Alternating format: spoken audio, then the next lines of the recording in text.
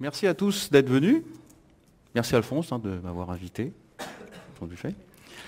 Alors, je n'ai pas de slide à projeter, donc je voudrais que cette présentation soit un peu, de manière un peu interactive, donc n'hésitez pas à poser des questions pendant la présentation, s'il y a un sujet qui vous touche plus particulièrement ou que vous voulez voir approfondi, donc n'hésitez pas.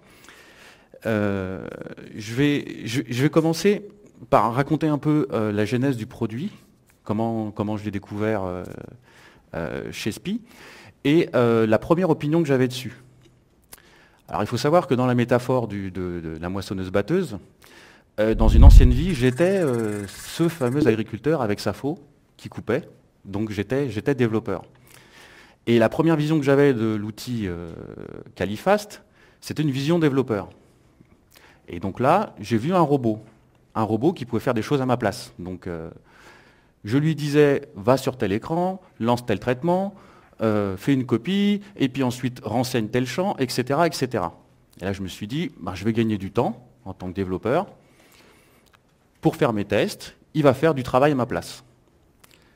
Et puis, petit à petit, probablement à cause du contexte qui évolue depuis plusieurs années, notamment dans la société dans laquelle je travaille, SPI, les enjeux autour d'un outil d'automatisation ont changé. Petit à petit, il ne s'agissait plus d'un outil qui allait faire gagner du temps à un développeur ou à des gens métiers pour de la recette, mais ça devenait un outil qui remettait en question la façon de travailler, des process complets. La partie gestion de projet, le cycle de vie d'un projet. Alors dans une première partie, ce que je vais faire, c'est que je vais expliquer un peu la manière dont, au sein de SPI, la notion de projet a évolué. J'ai travaillé dans le conseil pendant un certain nombre d'années, j'ai travaillé sur des gros projets de mise en œuvre de RP, et aujourd'hui, on n'est plus dans cette configuration, donc on n'a plus les mêmes besoins. Ensuite, dans une deuxième partie, je vais parler plus particulièrement du produit. Je vais parler un petit peu de fonctionnalité, mais là-dessus, je ne vais pas trop m'étendre parce que bon, les spécialistes sont là, vous avez à disposition les gens même qui développent l'outil, donc je ne vais pas trop rentrer sur le technique. Avec un retour sur ce qu'on a trouvé de positif, et puis les évolutions attendues. Et dans une troisième partie, je vais essayer en posant cette fois les questions que nous avons aujourd'hui sur la mise en œuvre, des questions sur comment un tel outil peut remettre en question notre façon de nous organiser et de communiquer avec nos prestataires et avec les gens métiers. Voilà. Donc au niveau du contexte, on a tous, quand on a fait du projet, souvenir de ces fameux cycles où on avait écriture des spécifications qui duraient un certain nombre de semaines, voire de mois. Ensuite, écriture de spécifications détaillées, la partie développement, la partie recette, la partie mise en production. Aujourd'hui, on n'est plus dans cette configuration-là. On est de plus en plus, les projets sont de plus en plus nombreux et dans un temps de plus en plus court. Donc à une époque où on pouvait mobiliser la partie fonctionnelle ou la partie développement de manière fixe sur de mars à juin, on va faire les développements, de janvier à mars, on fera la partie spécification et on mettra une phase de recette après. Ça permettait de planifier les ressources des différents services et de pouvoir les mobiliser à l'avance. Aujourd'hui, c'est plus ça. Aujourd'hui, si je devais, à chaque fois que j'ai besoin de faire réaliser un développement ou de faire réaliser une recette, contacter les personnes et puis leur indiquer, soit via les spécifications, soit via les cahiers de recettes, voilà, vous avez du travail, il faut vous mobiliser, je passerai toutes les semaines au service fonctionnel pour leur dire « Ah, est-ce que vous avez une journée pour moi ?» La semaine suivante, est-ce que vous avez une journée pour moi ? Etc., etc., etc. Aujourd'hui, c'est plus possible. Voilà. Donc, on est sur, au niveau de SPI, sur des applications qui sont aujourd'hui installées, et on est plus sur une phase de maintenance. Mais cette maintenance, il ne faut pas l'entendre comme j'ai des anomalies, donc il faut que je les corrige, et voilà, on est relativement stabilisé. Maintenant, on a des évolutions, beaucoup d'évolutions. sur des petits points. Ça va être 3 jours de développement, 5 jours de développement, 7 jours de développement. Donc pareil, ça va être 1 ou 2 jours de spécification, et puis 1 ou 2 jours de recette. Voilà, donc ce morcellement, cette fois-ci, au fil de l'eau des projets, fait qu'on ne peut plus mobiliser les acteurs de la même façon. Voilà.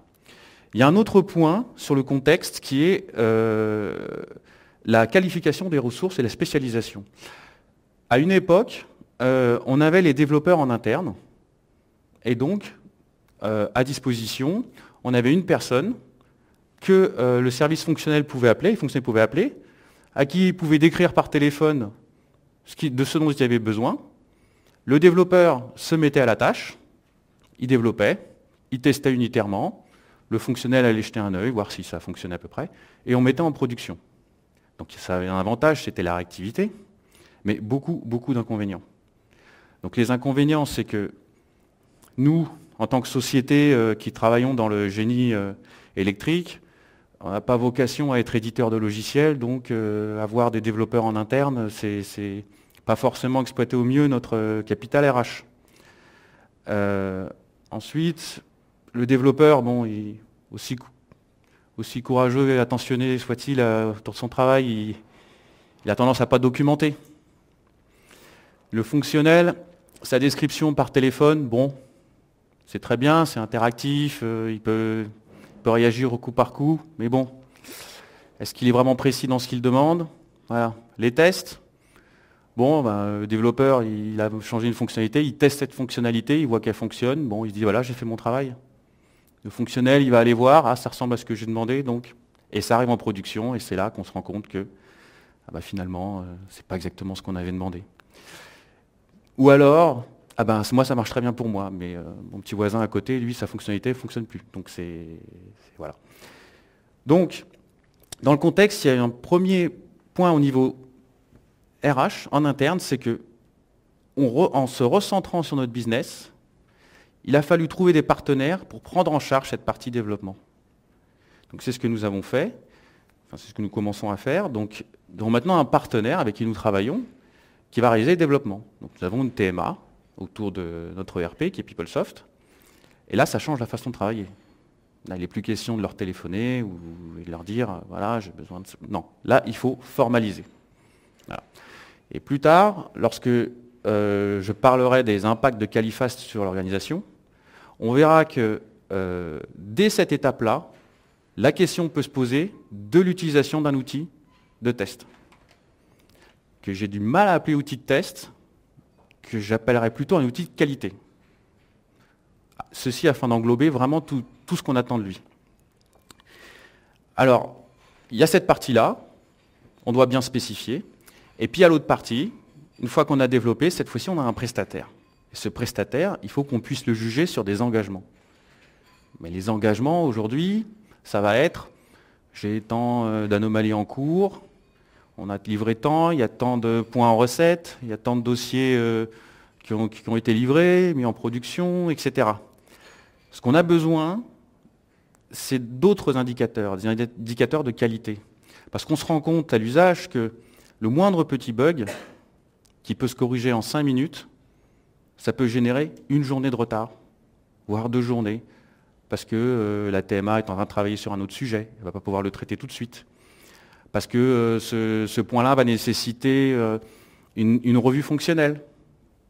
Voilà, donc aujourd'hui, il devient urgent de pouvoir, au plus tôt possible, mettre en œuvre la démarche qualité. C'est la même chose en industrie. Si on s'aperçoit au bout de la chaîne que le produit a des problèmes de qualité, il faut tout refaire. Donc là, aujourd'hui, on a besoin de ça. Et les outils qu'on a aujourd'hui ne nous permettent pas de faire dans un temps court, parce que ce que j'ai tout à l'heure, il faut maintenant réagir assez vite, de faire dans un temps court toutes les étapes de spécification, de recettes et de tests de non-régression. Donc c'est dans ce cadre-là, dans ce contexte-là, que on s'est dit qu'il fallait absolument gagner du temps.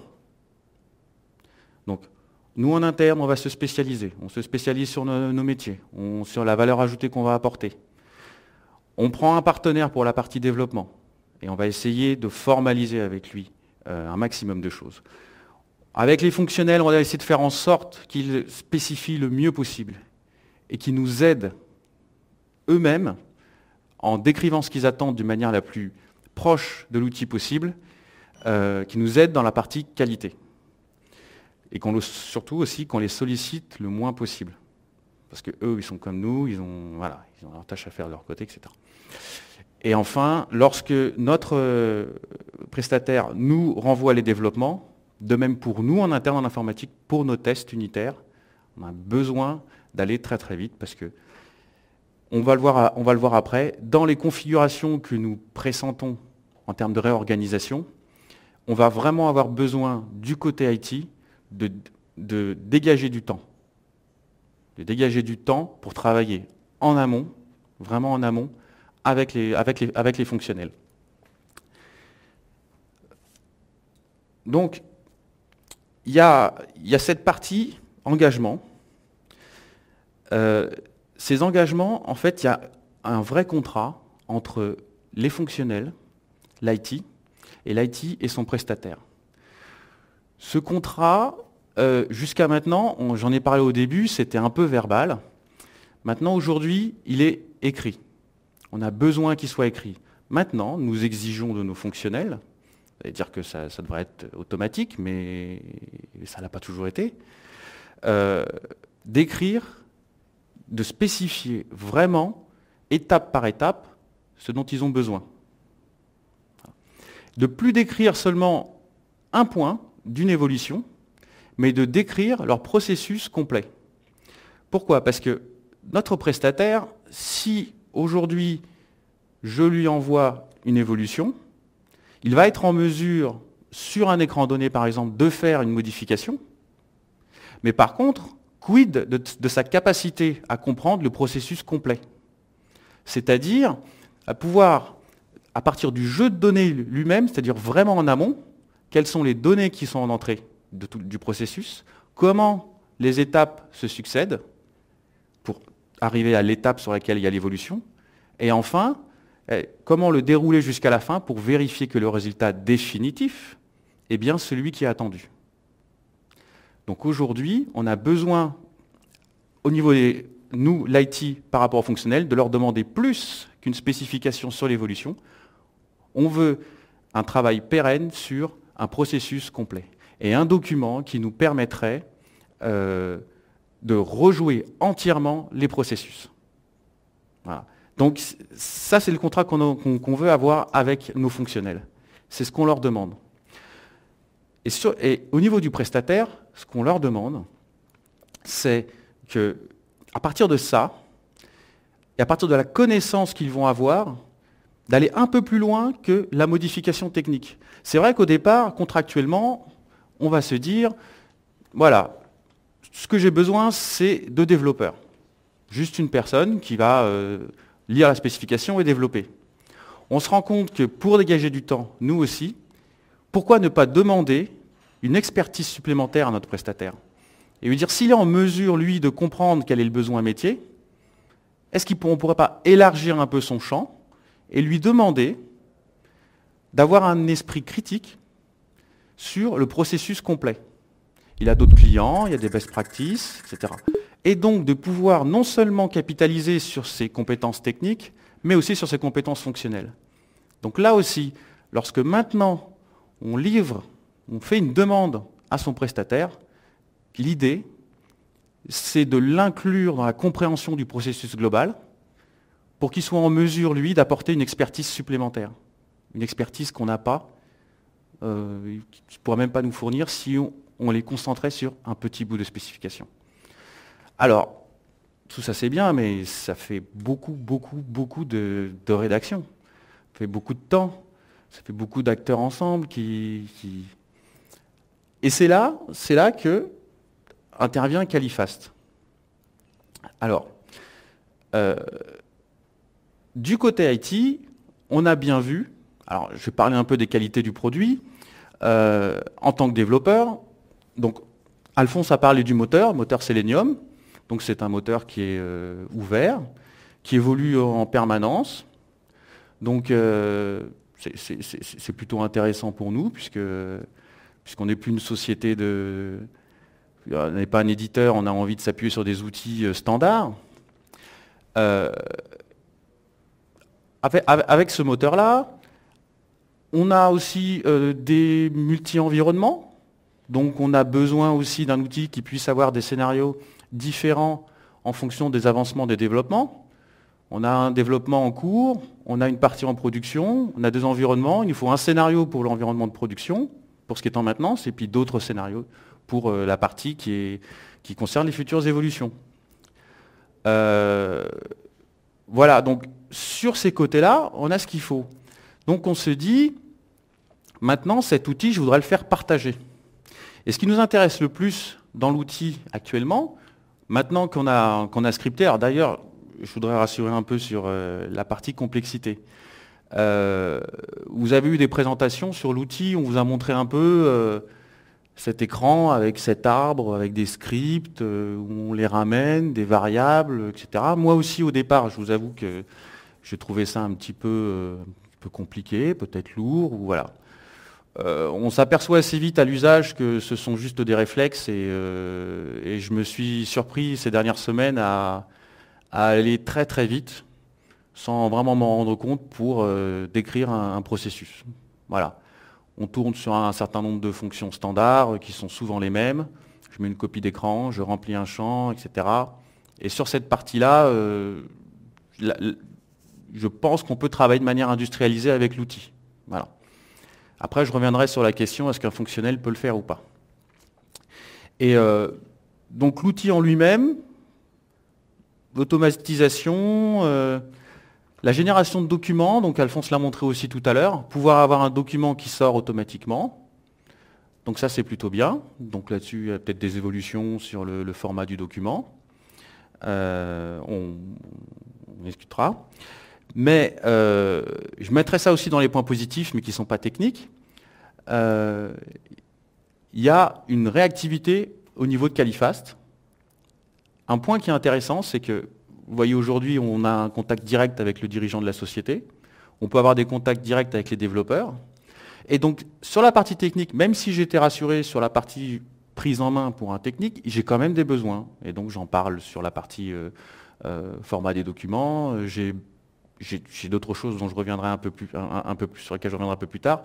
Et l'avantage, c'est vraiment aussi de pouvoir émettre des besoins et puis d'avoir un éditeur en face qui, parce qu'il est souple, va pouvoir y répondre rapidement. C'est vrai que, je ne vais pas citer d'autres éditeurs, mais c'est vrai que lorsqu'on est sur un outil du marché, avec beaucoup de clients, beaucoup de fonctionnalités, c'est beaucoup plus difficile lorsqu'on a un besoin qui est exprimé. Ben, il faut qu'ils voient que si tous les autres clients veulent le même aussi, est-ce que c'est rentable de le mettre, ça fait partie des best practices, etc. Là, au moins, on a cette réactivité-là. Donc là-dessus, je t'ai rassuré aussi. Un autre point aussi qui est absolument pas négligeable, qui est très important, c'est que c'est en mode SaaS. Je disais tout à l'heure, j'avais ma vision développeur sur l'outil. C'était, voilà, c'est mon outil. Je suis le développeur, je vais faire des tests avec. Et puis de temps en temps, peut-être, je vais le prêter au fonctionnel. Voilà. Puis il pourra peut-être essayer. Maintenant, est-ce qu'il saura gérer l'interface ou... Voilà. Ben, en fait, oui, cet outil, je veux le partager. Et le mode SaaS, c'est important. C'est important parce que je veux le partager en interne avec mes fonctionnels, mais je veux aussi le partager en externe. Je veux que les sociétés extérieures aussi puissent avoir accès à mes scénarios que j'aurais créés et puissent les jouer eux-mêmes. Et c'est plus facile dans une architecture en mode SaaS. Je voudrais aussi, pourquoi pas, que une de mes filiales fasse la recette. Donc ma filiale installée au Sud-Ouest, puisque c'est une fonctionnalité qui a été demandée par le Sud-Ouest, pourra utiliser l'outil, sans que quelqu'un se déplace et vienne l'installer sur son poste. Voilà. Donc il y a aussi ce point qui est important, d'avoir une application qui puisse être partagée. Et je vais continuer dans cette idée d'ouvrir l'application au plus de monde possible. Du coup, ça pose des vraies questions. Et c'est les questions sur lesquelles on est aujourd'hui. Qui fait quoi? Si je pars en amont, l'idée, elle vient du fonctionnel. Donc le fonctionnel métier, il a une idée métier, il va se dire, bon, ben, j'ai besoin de telle fonctionnalité. Et ce qu'on aimerait pouvoir faire, c'est, avec les spécifications, avoir à côté le cahier de recettes, tout de suite. Pourquoi? Parce que le cahier de recettes, c'est une traduction opérationnelle du besoin qui est exprimé. Et grâce à cette traduction opérationnelle, un, ça va m'aider à comprendre, et deux, je vais pouvoir valider ce que j'ai réalisé. Donc, cette semaine, les invitations ont circulé pour la conférence, et j'ai des personnes du service fonctionnel qui sont venues me voir, qui m'ont dit, bah, Samy, c'est bien, tu vas faire une présentation, mais c'est quoi cet outil? Pourquoi tu ne nous en as pas parlé? Et nous sommes encore en utilisation au niveau de l'IT, mais on n'en a pas encore parlé aux fonctionnels. Et je leur ai expliqué à quoi ça servait. Et notamment au fait de pouvoir spécifier des scénarios de recettes, des process complets, et pouvoir les jouer. Et là, tout de suite, ils m'ont dit, ah, mais nous, on le veut. Voilà. Donc c'est bien qu'il y a un besoin, au niveau des fonctionnels aussi, pour pouvoir, un, exprimer leurs besoins, et deux, pouvoir tester, un besoin de ce type d'outils. Donc, si eux l'ont bien compris, bah, travaillons ensemble, travaillons avec eux. Alors, c'est intéressant ce qui a été présenté tout à l'heure sur la fonctionnalité, c'est notamment une fonctionnalité que nous avions demandé il y a un certain temps, qui est d'inclure dans les scénarios des étapes manuelles. Ce que on se rend assez vite compte, c'est que comment jouer un scénario sur un développement qui n'existe pas. Donc, ce qu'on va faire, donc, je compte d'ailleurs aussi sur le e-learning pour associer les fonctionnels sur le sujet, je voudrais qu'ils rentrent dans l'outil pour comprendre la logique de l'outil et qu'ils soient en mesure, dans un premier temps, de mettre les étapes manuelles. C'est-à-dire, au même titre qu'ils le feraient dans un cahier de recettes, qui mettent les étapes manuelles. Donc étape 1, et là on n'a pas besoin d'écran, le robot n'est pas impliqué, donc étape 1, aller sur tel écran, étape 2, renseigner telle information, etc. Ceci, ensuite, nous fournir des jeux de test. On a besoin de quoi? On a besoin d'un tableau Excel, on sait quelles sont les informations qui sont à renseigner, et dans ce tableau Excel, mettez-moi les cas les plus marquants, un cas qui correspond à l'évolution que vous avez demandé, un cas qui est le cas le plus souvent rencontré, un autre cas qui est celui qui pose le plus de problèmes, etc. Comme ça, en amont, dès le départ, nous disposons du scénario, nous disposons d'un jeu de test, et nous disposons des spécifications. Voilà, à partir de là, normalement, on doit être en mesure de pendant toute la phase de développement et le transfert à la TMA, de transférer la compréhension du processus, les données du processus, les tests à effectuer ensemble, en une fois. Voilà. Ensuite, après, est-ce qu'il y a besoin d'une assistance pour faire cette partie-là? Ça doit dépendre, je pense, aussi du niveau de compétence du support fonctionnel. Est-ce que c'est un support fonctionnel métier qui va le faire ou est-ce que c'est directement l'utilisateur final? Ça, je pense que ça va se faire un peu au cas par cas, mais un support fonctionnel, nous, ce qu'on attend de lui, c'est que s'il arrive à rentrer dans l'outil, s'il a été formé, il puisse au moins nous mettre les étapes. Et là, on n'a plus à aller sur Selenium. C'est quoi Selenium? Je ne sais pas ce que c'est. Oh, puis mon navigateur, je ne comprends pas. Pourquoi il fait ça? Voilà. Ensuite, sur la seconde phase, le développeur, une partie du moment où la TMA, qui sont internes ou externes, à ce moment-là, il va pouvoir, au fur et à mesure du développement, remplacer ces étapes qui ont uniquement été décrites par son développement. Voilà, j'ai développé l'écran d'accès qui permet d'accéder à cet écran, etc. Donc la première étape, je la scripte. Ensuite, je renseigne les champs. Donc les champs aujourd'hui existent, je viens de les développer, la page existe, hop, je fais, etc. Comme ça, déjà, alors, ça fait aussi gagner du temps. Ça, je m'en suis rendu compte aussi à l'utilisation. Je voyais ça comme un outil de test. Lorsque le développement revienne, je teste. Mais ce qu'on oublie un peu des fois lorsqu'on est développeur, c'est que lorsqu'on est sur une page, a priori, je pense que je dois accéder à la page et renseigner les champs, cliquer sur enregistrer à peu près 300 fois dans la journée. Voilà. Bah, même pour le développeur, à partir du moment où il a scripté une fois, à chaque fois qu'il a fait une modification de code, il clique sur le bouton. Il modifie un code, il clique sur le bouton. Il modifie un code, il clique sur le bouton. Et je me suis rendu compte que ça fait gagner un temps énorme aussi sur la partie développement. Voilà. Et quand on arrive à la fin du développement, on fait tourner le scénario complet, on regarde le résultat final, on a même un jeu de test tout prêt, et voilà. Et tout ceci sans avoir eu à aucun moment à ressolliciter les fonctionnels pour leur dire, alors là je suis sur l'étape 3, dans les spécifications il est dit que, mais comment je vérifie que? Voilà. Il y a un autre point, c'est que si ce n'est pas développé en interne, et développé en externe, on a besoin de vérifier la qualité. Et grâce à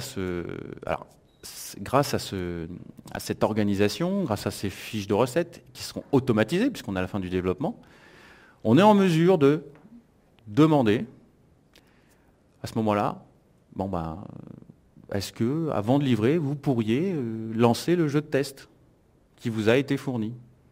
Voilà. Et à ce moment-là, ça nous permet, et là c'est du gagnant-gagnant pour le prestataire et pour nous, de gagner énormément de temps. Voilà. Oui, alors, il y a beaucoup de questions qui se posent en termes d'organisation, sur effectivement qui fait quoi, quelles sont les responsabilités, oui, mais si c'est moi qui dois recéter à votre place, etc. On peut partager effectivement les scénarios de test. C'est très intéressant. Pour moi, c'est voilà. La question que je me pose, c'est, on a tous été habitués à, il ne faut surtout pas qu'on teste les mêmes choses, parce que, voilà, si on partage les jeux de test, voilà. Bah, la simplicité du produit fait que, je peux avoir mes propres jeux de test, avec mes propres données, et puis de données différentes. Mais cette question se pose moins maintenant, dans la mesure où je suis plus limité par, je peux jouer qu'un seul test, parce que sinon je ne vais pas avoir le temps. Je joue un ou deux tests, et puis comme ça, au niveau de la recette, ils lanceront les deux autres tests, et puis après ils lanceront la non-régression, parce que moi, je n'ai pas le temps de lancer la non-régression. On peut créer des campagnes, donc c'est une fonctionnalité de l'outil, où on accumule les tests, et on enrichit. Voilà.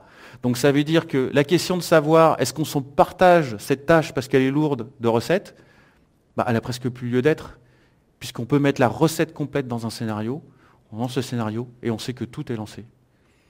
Depuis la recette du développement qui a été demandée, centrée sur le développement, jusqu'à la non-régression. Voilà. Alors, ça pose des questions contractuelles sur les responsabilités. Est-ce que c'est le prestataire qui devient responsable de la qualité? Et qu'on livre directement? Est-ce qu'on rejoue encore, nous, les tests en interne? Est-ce que c'est légitime ou pas? Parce que de toute façon, on va rejouer la même chose, on partage les mêmes scénarios. Voilà. Des questions se posent là-dessus, mais pour moi, c'est accessoire par rapport au gain.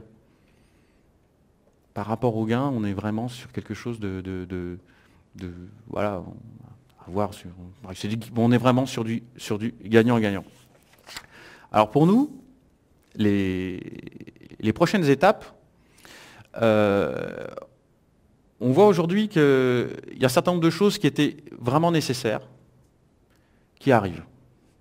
Effectivement, la documentation, le e-learning, ça, c'est vraiment un point central.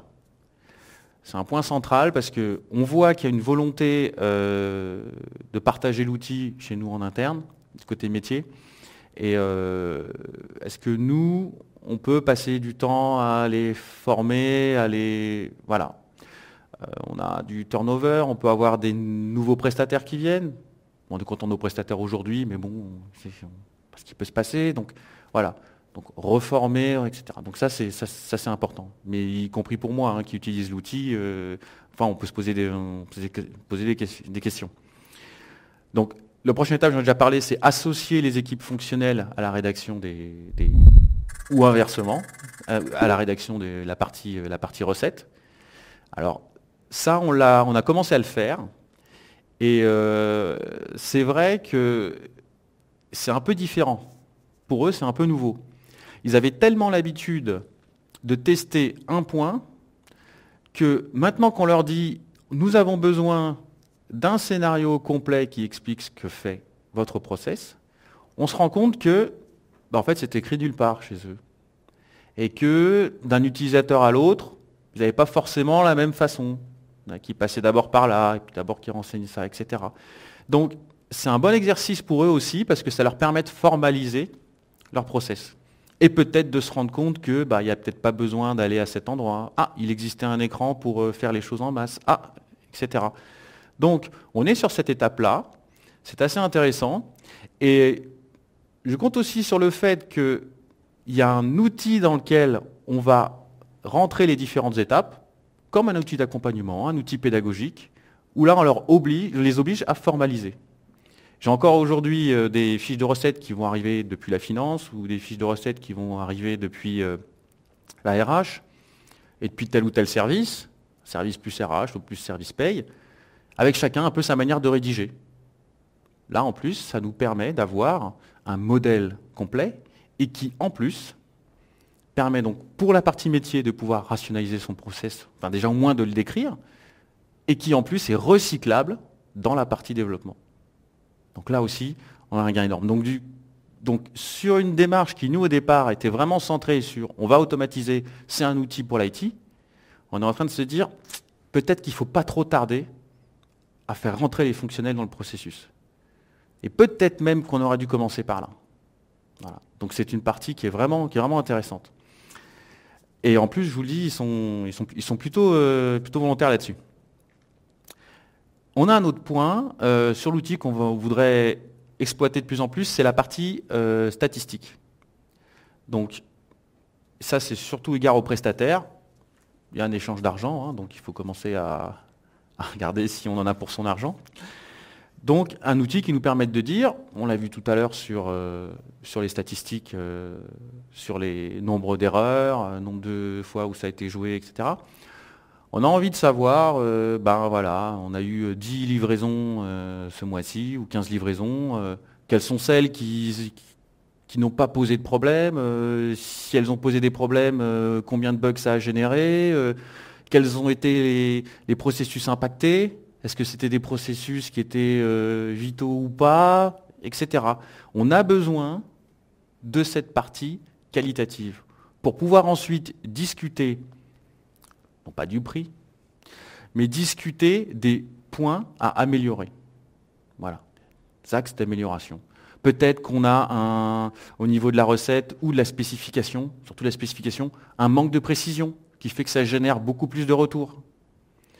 Peut-être que la personne qui développe n'est pas assez experte sur le sujet. Et du coup, ça dégrade la qualité.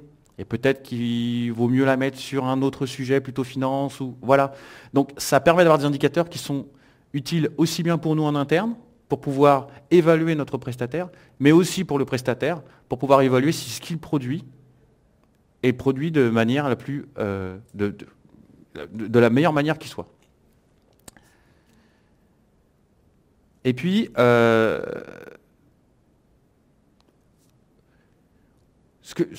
je voudrais conclure en disant que c'est pas cet outil qui au départ était un outil pour simplifier la vie. On se rend compte à l'usage et avec le temps que ça implique beaucoup plus d'autres choses. Et que ça va nécessiter une conduite du changement et un accompagnement. Que ça implique beaucoup plus d'acteurs que ça. Voilà. Et pour l'avoir testé aussi, ça implique quand même un investissement au départ. Voilà. Et que aujourd'hui, lorsque en interne, je vais devoir vendre le produit aux autres services, plutôt que de m'axer sur les possibilités techniques de l'outil, regardez, ça passe tout seul, regardez, l'écran bouge tout seul, la souris bouge. Ah, mais voilà. Non, c'est pas sur cet outil-là que je vais axer. Je vais vraiment axer sur voilà comment on travaille aujourd'hui, voilà les problèmes qu'on a, quels sont les enjeux.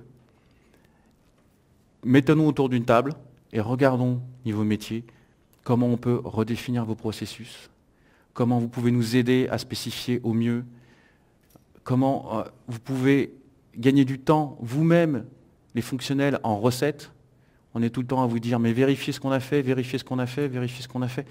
Voilà. Donc plutôt axé là-dessus. Et avec notre prestataire, pareil, plutôt que leur dire, tenez, vous allez avoir un nouvel outil qui fait chanter. Non. Ben, comment on peut revoir contractuellement nos engagements? Comment on peut améliorer, gagner du temps entre nous, améliorer la confiance, etc. Donc, c'est vraiment sur ces axes-là que je voulais appuyer pendant ma présentation. Voilà, donc vous pouvez poser des questions sur l'outil. Hein.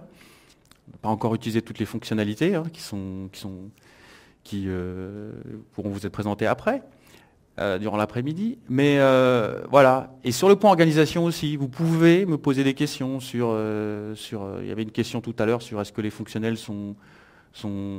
est-ce que l'outil est adapté à des fonctionnels? Bah, c'est une question effectivement qui est intéressante. Donc, je compte par exemple sur le temps que je vais gagner moi en test unitaire, en interne, pour pouvoir peut-être le consacrer aux fonctionnels et passer du temps avec eux et les aider. Voilà. Donc, toutes ces questions-là aujourd'hui sont ouvertes. Ce qui est sûr, c'est qu'il y a un potentiel énorme sur le gain de temps, sur la qualité et sur l'industrialisation. Voilà. Il y a un petit dernier point aussi, on n'oublie pas les outils qu'on a nous en interne, parce que dans Califast, il y a beaucoup de fonctionnalités, notamment le suivi des bugs, etc. Sur le suivi des bugs particulièrement, bah, nous on a déjà un outil en interne, on en a même 2. Donc une question qui se pose nous aujourd'hui, c'est on voudrait comment faire le lien entre un bug qui est détecté dans Califast et notre outil de ticketing. Voilà. Donc dans les demandes d'évolution, il y aura une demande de l'augmentation de l'interactivité de l'outil Califast avec nos outils de ticketing. Ce qui pourrait être intéressant par exemple, c'est que notre outil de ticketing, on peut déclencher des tickets via mail. Et ben, peut-être que Califast, s'il pouvait être en mesure, lorsqu'il identifie une anomalie, sur un lancement en production, puisqu'on peut lancer sur plusieurs environnements, pourquoi est-ce que Califast, lui, ne pourrait pas prendre la copie d'écran du scénario, les recettes, ce qui vous a été montré tout à l'heure, le mettre dans un mail et l'envoyer et que ça génère un ticket. Pourquoi pas? Donc, on a ces demandes-là. Vous voyez, on peut aller très très loin. Voilà.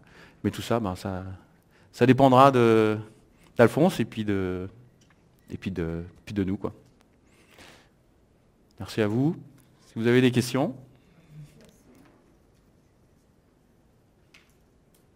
Je crois que tout le monde a faim.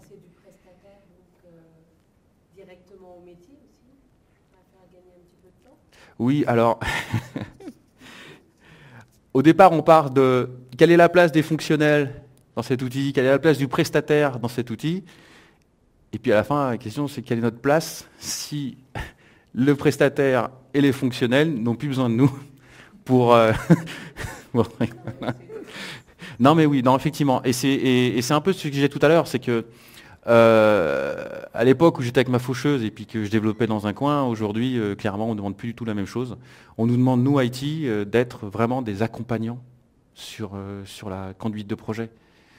Aujourd'hui, au niveau métier, on le voit surtout avec les personnes nouvelles qui arrivent dans les services fonctionnels.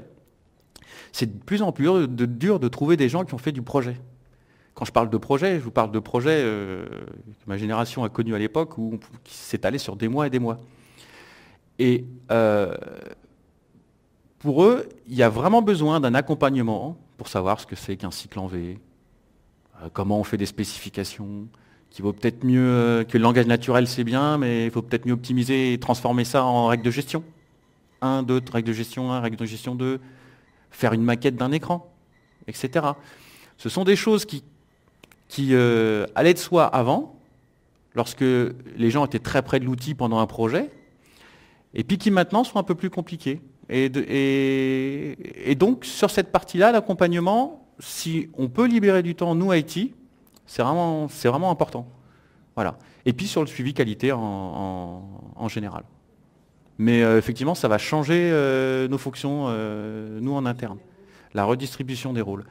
C'est tout à fait visible et c'est un enjeu social aussi, hein, puisque les profils dont on a besoin en interne, soit on leur demande d'évoluer, soit ce sont des nouveaux profils dont on a besoin.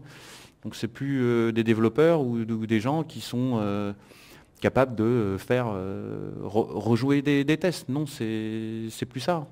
C'est des gens qui sont capables, dans des périodes de tension ou dans des calendriers qui sont serrés ou sur des processus qui ont un enjeu majeur, d'identifier les risques, d'identifier les problèmes de planning ou les points fonctionnels qui sont en contradiction avec l'applicatif, etc. Donc c'est plutôt là-dessus qu'on sera attendu. Voilà. Et à ce moment-là, on verra effectivement si les contacts directs entre la partie fonctionnelle qui spécifie le demandeur, le client et le prestataire qui réalise, en quelle mesure il va se traduire. Voilà. Beaucoup de questions, oui. Voilà. Par rapport à vous parliez beaucoup de développement, métier, fonctionnel, côté recette, du coup, vous parliez de 2 outils, quel outil vous utilisez et comment est organisée en fait la partie recette? Ah, actuellement là? Alors actuellement, on a 2 choses qui sont différentes, qui sont les tests unitaires et la recette. Et la recette, j'aimerais couper en 2 en fait. La recette du développement elle-même et les tests de non-régression.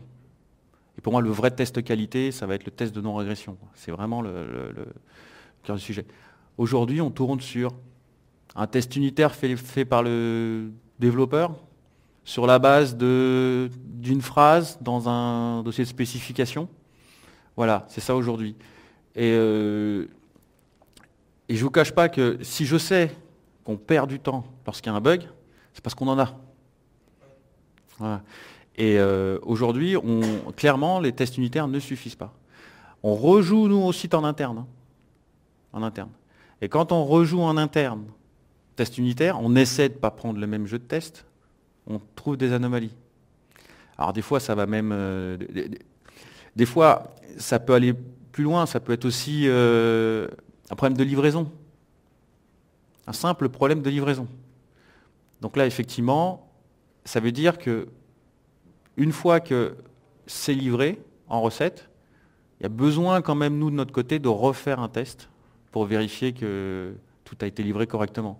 Donc de toute façon, on le fait. Donc aujourd'hui, on le fait doublement. On vérifie que la fonctionnalité est bien présente et marche. On vérifie que ça a été bien livré. Et si on a le temps, on vérifie que ça n'a rien cassé. Aujourd'hui, on en est là. Hein. On en est vraiment... voilà. Donc l'outil aujourd'hui nous sert vraiment pour la partie développement et scripté. Moi, je commence à générer des documents avec. C'est intéressant. Donc c'est là où j'ai fait des retours pour que ces documents puissent les enrichir avec des étapes qui ne sont pas des étapes automatiques, etc. Aujourd'hui, on en est là. Quel outil, donc, du coup, quel outil vous utilisez okay. Voilà, c'est même un... C'est vrai. Aujourd'hui, je peux estimer que on est presque à une journée de développement rajouter 50% de tests par rapport à un temps de développement. Ça, c'est quand ça se passe plutôt bien. Et à partir du moment où on a rencontré une anomalie, c'est pareil, avec mes mains, je dois prendre une fiche de recette qui souvent n'existe pas, faire des copies d'écran, réexpliquer ce que j'ai fait, étape par étape, prendre mon échantillon, le mettre dans le fichier. Là, on atteint des temps qui, voilà, pour parfois une correction qui est une ligne de code. Voilà. Aujourd'hui, on en est là, on est sur ce constat, et c'est pour ça que l'outil qui au départ était considéré comme un outil plus de confort, les choses étant ce qu'elles sont, ça devient aujourd'hui un outil indispensable pour pouvoir aujourd'hui assumer nos engagements en termes de temps, de délai et de qualité, quoi.